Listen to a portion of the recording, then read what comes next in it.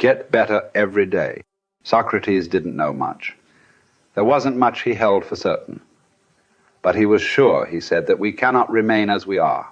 It doesn't matter who you are. It doesn't matter what you've done. Nobody is as good as they could be. Nobody is perfect. Everybody can improve. There are few self-fulfilling prophecies more important or more dangerous than this. If you think you have room to grow, you do, and you will. If you think you're as good as you can be, you're right. You won't get any better. It has been said that Tom Brady, the greatest quarterback in history, the youngest and the oldest to win a Super Bowl, isn't obsessed with winning. That's not what he focuses on. He's obsessed with improving the accuracy of his touchdown passes in the fourth quarter. He's obsessed with getting a little bit faster at releasing the football. He's not willing to stay the same, even though that same is very consistently the best in the league. The process of getting better, that's his drug. That's the dragon he chases. That's how he is able to defy aging and all expectations. The Japanese word for this is kaizen, continual improvement, always finding something to work on, to make a little progress on, never being satisfied, always looking to grow. Revolution, transformation, that's what amateurs chase. The pros are after evolution. If the first step is just showing up, committing to doing something each day, then the next step is finding something to focus on getting better at each day. And in this, where cumulative improvement meets compounding returns, we can harness one of the most powerful forces on earth. Think about it. Most people don't even show up. Of the people who do, most don't really push themselves. So to show up and be disciplined about daily improvement. You are the rarest of the rare, and if improvement sounds difficult, how about just making fewer mistakes? This is what Gehrig's manager said about him. The secret to Gehrig's incredible trajectory as an athlete wasn't just his commitment. It was that he never made the same mistake twice. The guy who began his career blowing at least one play per inning improved to one mistake per game, to one per week, to one per month. To err is human. But to err is each day is to become closer to the divine. We not only hold ourselves to a standard, but we ratchet the standard up as we go. Just as with weight training, what we're lifting should be steadily increasing with each subsequent workout. Our unwillingness to be satisfied with our performance, to be done with our progress, is what keeps us from plateauing. It drives us forward.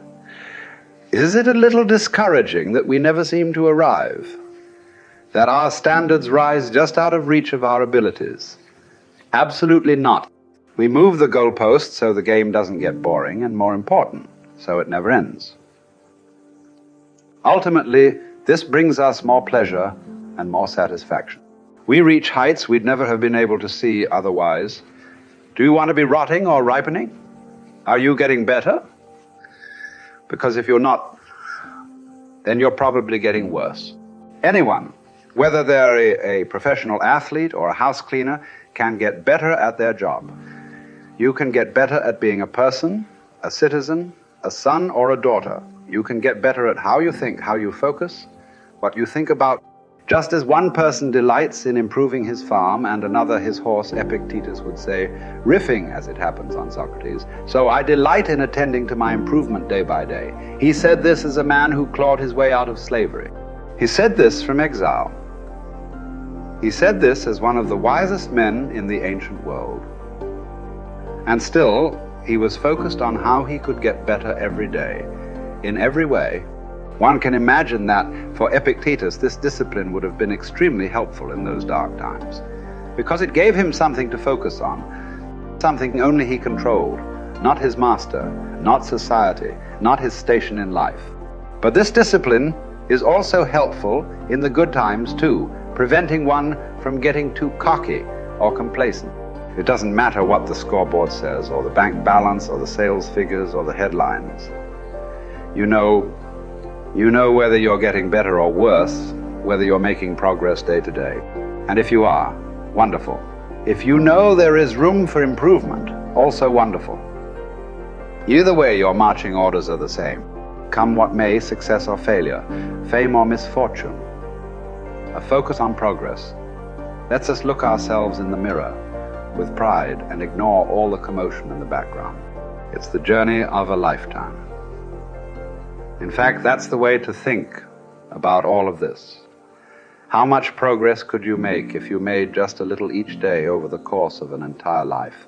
What might this journey look like? Where might it lead if each bit of progress you made presented both the opportunity and the obligation to make a little more progress, and you seized those opportunities, you lived up to those obligations each and every time? Will you choose to take this journey? Will you continue on, even when you've reached further than you ever thought you could go? Or will you stop there? Are you going to keep practicing? Or have you decided that this is good enough? That you're good enough?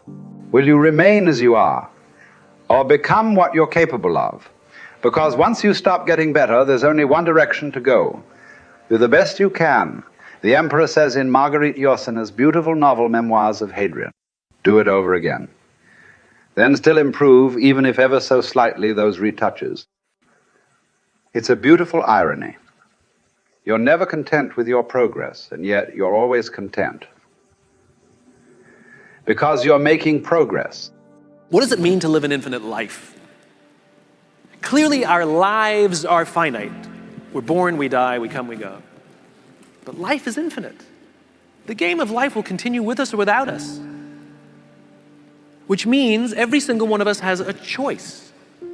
We don't get to choose the nature of the game. Life is infinite.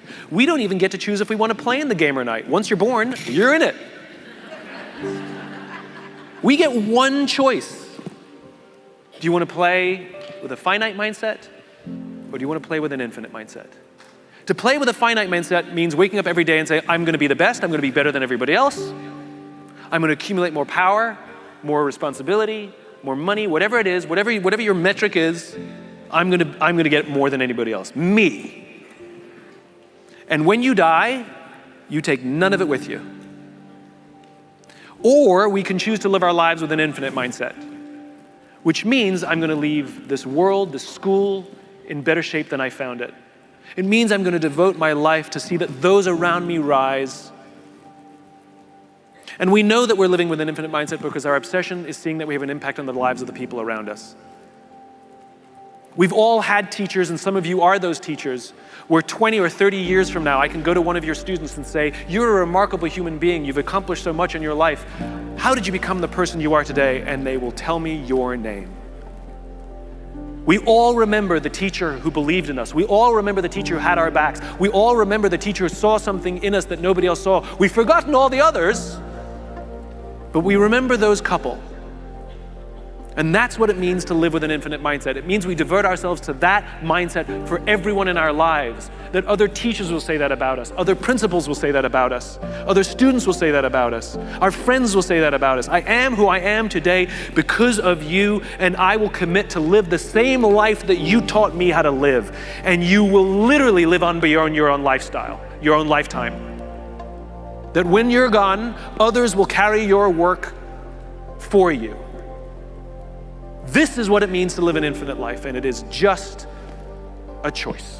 Nobody changes until they change their energy. When you change your energy, you change your life. It's the way it is. When you stop using your enemy to reaffirm your addiction to hatred, when you stop using your best friend to reaffirm your addiction to suffering, when you stop using your Facebook to reaffirm your addiction to insecurity, when you stop that whole process and you start going inward and you're no longer relying on those outer things to create those emotions, and you start creating those inner emotional states, you start changing your energy. Now, whatever is no longer a vibrational match between you and that past, present reality is going to fall away. Right. They're just going to spiral out. You're no longer putting your attention on them. In other words, the stronger the emotion you feel with some problem in your life, the more you give it your attention. Where you place your attention is where you place your energy. You're giving your power away, your life force. Lower the volumes of that emotion, you take your attention off that person, you're calling energy back to you. And you're building your own electromagnetic field. We've seen the evidence of that in many events, because when people start overcoming themselves, the first day, not always, but the energy of the room will drop. stop. Why? Because they're drawing from the field to build their own field. Now when they build their own field the next day and the fields start interfering with the people next to them,